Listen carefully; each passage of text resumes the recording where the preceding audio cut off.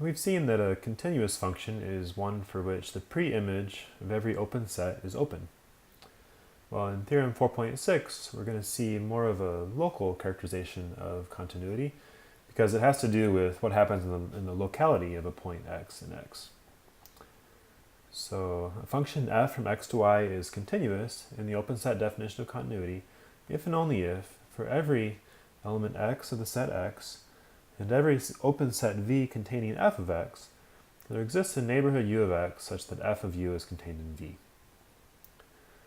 Well, you see it illustrated in this picture. We start with any point x in the domain x, and then we apply f to it to get a point f of x here in the target y, and then we're given any open set V in y containing f of x, and there must exist some neighborhood U of x back here such that when you apply f to that, you end up inside of V.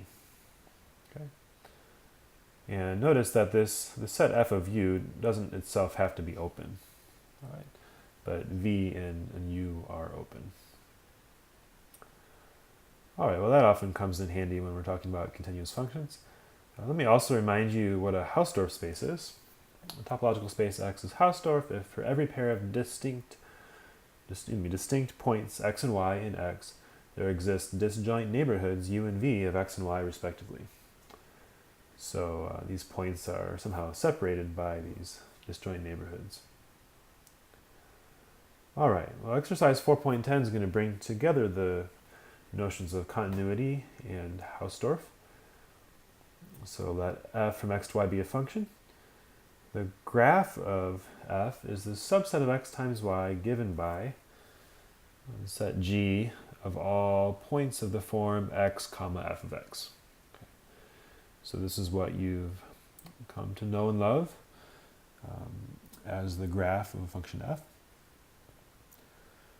It's illustrated in this picture down here. So here I have x and y, and then the plane is sort of representing the product of these two spaces. And this curve here is the graph G, and it contains all points of the form x, f of x. Okay.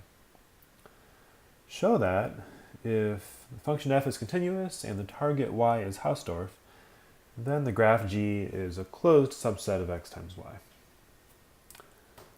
All right. Well, to prove something is closed, it's often nicer to work with open sets. So to prove that G is closed in x times y, we're going to show that the complement of G is open in x times y. All right, and to do that, we're going to take any point x, y in the complement of G, and we're going to show that we can find a neighborhood, U times V in fact, for some U and V, which it's a neighborhood of that point, and it is contained in the complement of G. Okay? So given a point x, y in the complement of G, well, what do you know about that point?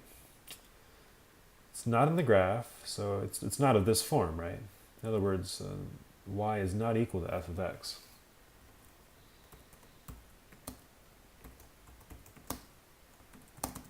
Okay.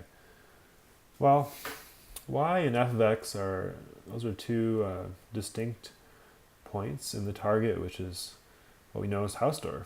So, well, we better write down a couple disjoint neighborhoods of those points. Okay. So, since y is Hausdorff, there exist disjoint neighborhoods. Let's call them v of y and v prime of f of x. You see those depicted right here. These two distinct points in Y, and then these two disjoint neighborhoods of them. All right.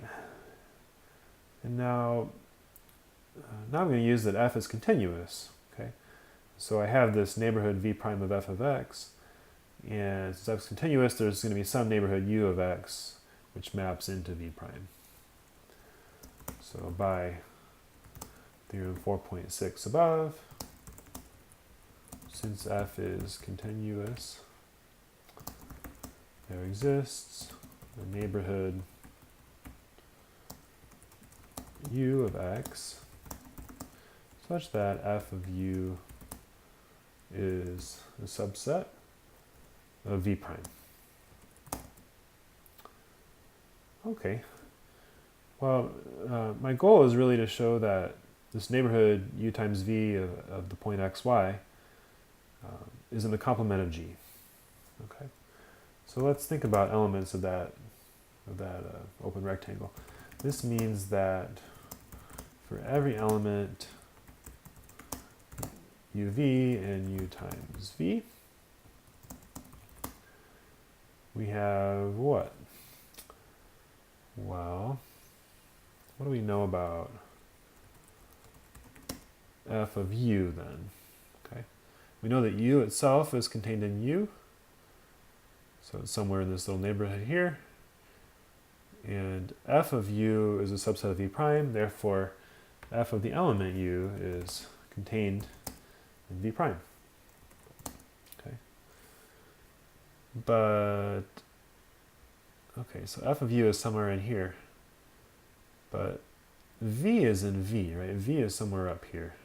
Since these two neighborhoods are disjoint, there's no way that f of u can be the same thing as v. Okay. So this implies that I'm a step ahead of myself, but it certainly implies that f of u is not an element of v, right? Since v prime and v are disjoint. Okay. And well, that means, like I mentioned, that f of u can not be equal to v, okay? Because they belong to disjoint subsets. And well, that means that the point uv is in the complement of g, right? Because the second coordinate here, v, is not equal to f of u. So it's not on the graph. All right, well, what have we shown? We've shown that, well, the point xy, which is contained in u times v, let's see, do we believe that? U is the neighborhood of x, and how come y is in v? All right, v is the neighborhood of y, so those were things we were assuming, and claim that u times v is a subset of the complement of g. Okay, because we've shown that every element in u times v is in the complement of g. So that does it. So we just have to mention that this actually is an open set, right? So since u times v is open in the product topology on x times y, right? It's the basis element, in fact, since u and v are themselves open in x and y. This proves that the complement of g is open. That finishes proof.